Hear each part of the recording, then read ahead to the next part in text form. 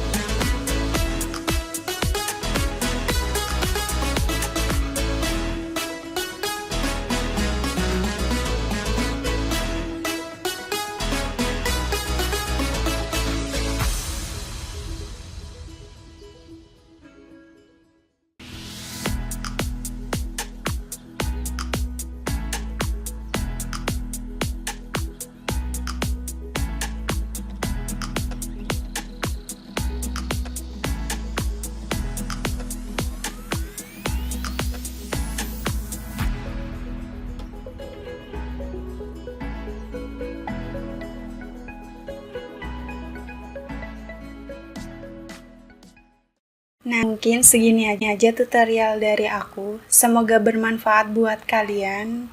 Jangan lupa like, comment, subscribe, dan jangan lupa share di media sosial yang kalian punya. Terima kasih udah mau nonton tutorial ini. Dan nantikan video saya selanjutnya ya.